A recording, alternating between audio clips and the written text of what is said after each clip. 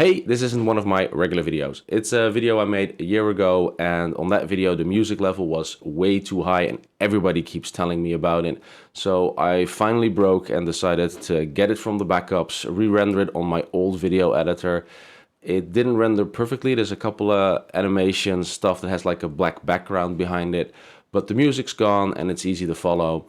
So without further ado, here it is. Mono repositories. Large companies like Google, Uber, and Netflix use them, and today I'm going to talk why you probably can't afford them yet. This is Tools on Tech, and in this video we are actually getting into a bit more depth than usual. I spent some time during the DevOps days in Amsterdam talking to peers, and after that did some research watching multiple presentations. Links will be in the description. Now I'm going to try and get all that information in this 10-minute video. Quick spoiler warning, it's a complex topic with no straight answer, but I'll give a couple of tips in the end that will help no matter what setup you are on. So let's jump into it.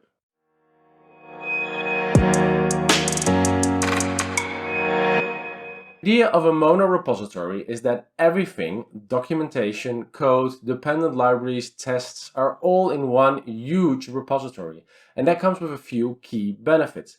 The main one being that every change can be done as one atomic commit. Messing with the API interface on one project? No problem, because you can change the code for all the dependent projects in the same merge request. It also means that once someone has access to the code, they can see all the changes, relationships between projects, and create updates on them without first having to check in or get access.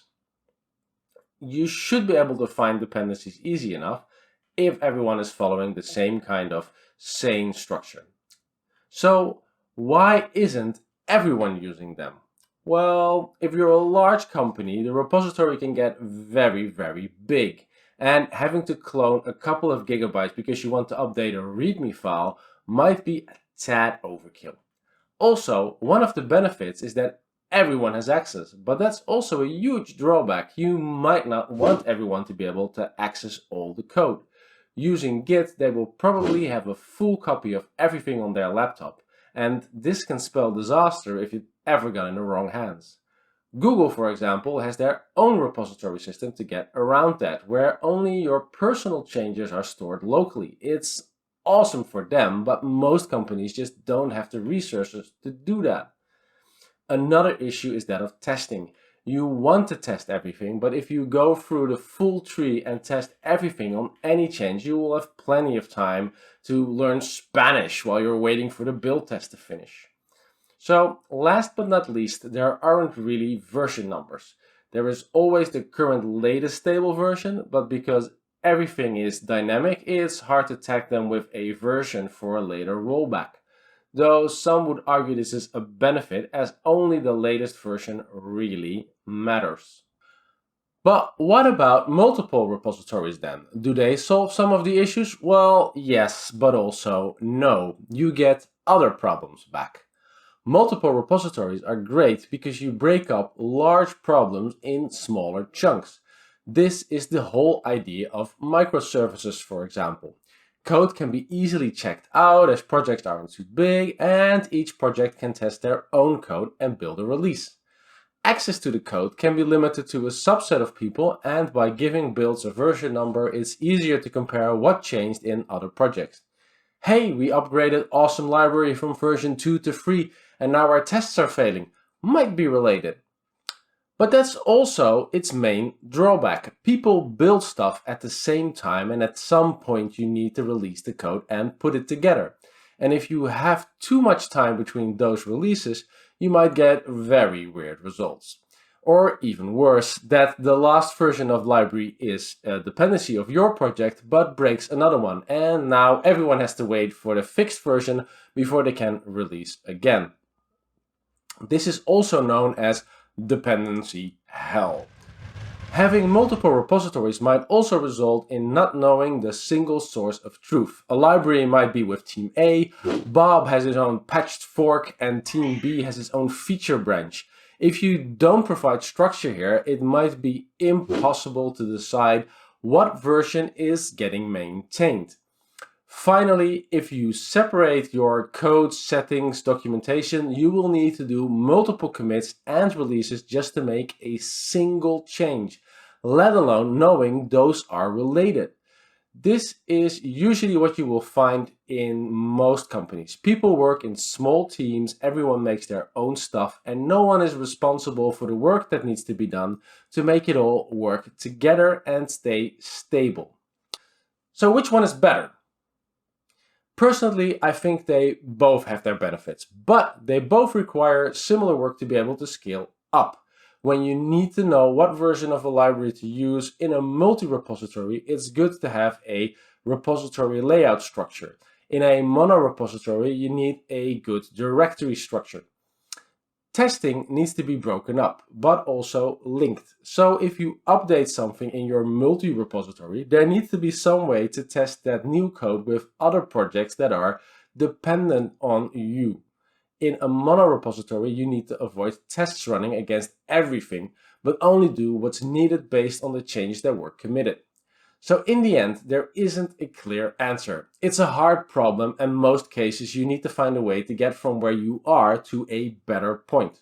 A couple of tips to keep in mind.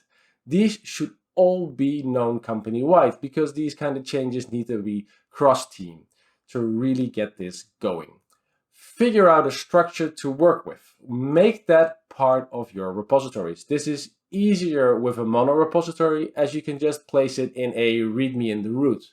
When using multiple repositories, I would recommend having a master repository that links all other repositories and ties them together, using scripts or systems that fetch these dependencies and test them against each other. Personally, I like Git submodules for this, but because a lot of people don't understand how they work and tend to screw up the connections, it might be better to have something like a requirements text or other software that gets specific versions for a test. Also, build a dedicated team to maintain this master repository. Could be as simple as setting up a build system around it so you can check out the latest version of code and rubbing them together to see if anything breaks. You need the team, however, to be chasing people when stuff is broken. I did something similar when building a Puppet repository where I used Jenkins and Beaker to build multiple machines to test modules against each other. And we would run this every day, so before stand-up we would know that a change we made yesterday would give issues company-wide. If we would release it as is, that is. Knowing that a day after implementation instead of a month later when you get feedback from other teams saves a lot of time and frustration. One other thing to really keep a clear eye for: how many commits do you need to make a change? If you need to commit to multiple places for a single change, say settings in one place and code on another, then try to figure out how you can combine repositories to get rid of this. It's not only a lot of work, there's a good chance that elements will be missed and as such should be avoided unless you can explain why it's required. I believe that a change should include variables, tests, code, and documentation, and that all this should be in a single pull request. If they all need to be in a different place, then that's something for your build code, not for you to do by hand. It's never a good idea to do stuff by hand. This is why we got into IT in the first place. Thank you for watching the video. Hopefully you're a little wiser on mono and multi repositories. Got any stories on how you solve dependency issues? Be sure to mention them below. Now, I'm releasing a new video every 2 weeks on Monday. If you enjoyed the video, be sure to click on the like button. And if you want to be notified of new videos, then use the subscribe button or click the bell icon. It really helps to keep me going. If you missed something or want to know about a specific topic, be sure to let me know through any of the channels. Links will be in the descriptions below. That's it for now, and remember, you're awesome, keep it up.